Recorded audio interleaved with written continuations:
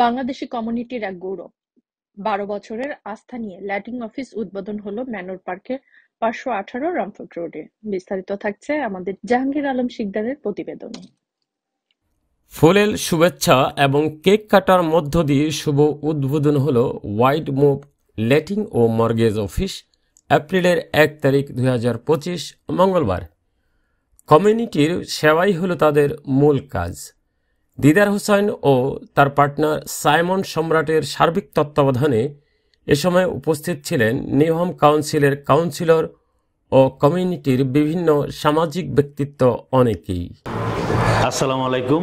আলহামদুলিল্লাহ, আজকে আমাদের ইস্ট লন্ডনে ওয়াইড মুভ স্টেট এজেন্টের গ্র্যান্ড ওপেনিং ছিল এবং উই আর ভেরি প্লিজড যে এখানে লোকাল কমিউনিটির অনেক মানুষ এসেছে, কাউন্সিলর এসেছে এবং আমরা আশাবাদী যে আমাদের ওই ওয়াইড মুভের মাধ্যমে আমরা তাদেরকে প্রপার একটা সার্ভিস দিতে পারবো।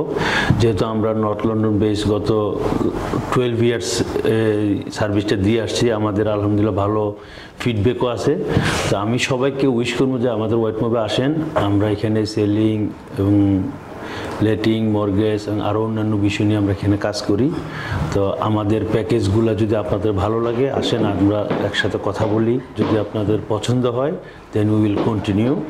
পছন্দ না হলেও আমরা স্টিল আপনাদেরকে ওই মূল্যায়নটাই করে যাব, যেহেতু দিন শেষে আপনারা আমাদের ক্লায়েন্ট। আর এখানে আবারও ধন্যবাদ জানাই যারা আজকে এই অনুষ্ঠানে আমাদেরকে সময় দিয়েছেন এবং আমরা আপনাদের প্রতি কৃতজ্ঞ। ধন্যবাদ। আসসালামু আলাইকুম। ওয়াইড মুভের রামফোর্ট রোডের অফিসে আপনাদেরকে ওয়েলকাম।